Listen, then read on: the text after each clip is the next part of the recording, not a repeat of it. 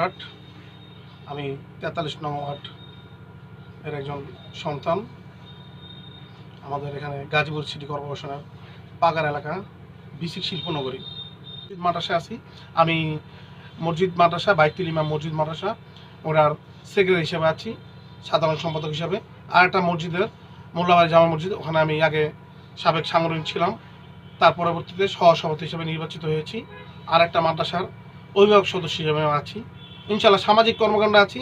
আমার রোডে বাড়ি এলাকা সমিতির সেক্রেটারি হিসেবে আমি আছি। আবার আমাদের রোডের যুব সংঘ নামে একটা ক্লাব আছে, ওই ক্লাবের প্রতিষ্ঠাতা সেক্রেটারি হিসেবে আমি বর্তমানে দায়িত্বে আছি।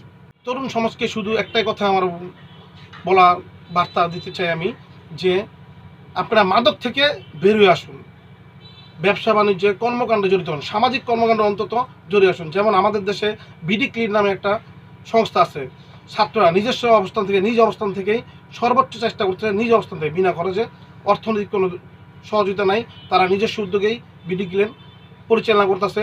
ড্রেন, নদী, খাল খনন বিভিন্ন জায়গায় দেখবেন আপনারা আছে। ঠিক তরুণ সমাজকে তাই বলবো যে মাদক থেকে বেরিয়ে এসে মানুষের সমাজের পাশে থাকার জন্য এবং মানুষকে সর্বাত্মক সহযোগিতার চেষ্টা করি।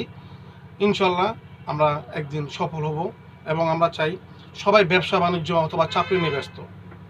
আমাদের এই তরুণ সমাজটা অলরেডি মাদকের আঁকড়ায় পরিণত হচ্ছে। আমরা এখান থেকে পরিত্যক্ত চাই, মানুষকে সচেতন চাই যে মাদক থেকে বেরিয়ে এসে ব্যবসা বাণিজ্যে আপনারা অগ্রসর হন, অথবা একটা দোকান নেন, দোকান নিয়ে ব্যবসা বাণিজ্য করেন, অথবা একটা টুকটাক কোনো কাজকর্ম করে খান, মাদক থেকে বিরত থাকুন। আমরা আসেন সকলকে বলি, সকল তরুণ সমাজকে বলি যে মাদক সমাজকে আমরা না করি। যে আন্দোলন হয়েছে, আমি যারা এই আন্দোলনে শহীদ হয়েছেন, আহত হয়েছেন, সকলকে শ্রদ্ধা জানাই গভীরভাবে এবং ধন্যবাদ জানাই সকল ছাত্রদেরকে, সকল পেশাজীবী মানুষদেরকে ধন্যবাদ জানাই। তারেক রহমানকে, বিভিন্ন দল মত নির্বিশেষে যারা রাস্তায় নেমে এসে এই আমাদের যে আগে 5ই জুলাই আগস্টের আগে যে সরকার ছিল তাকে পতন করার জন্য।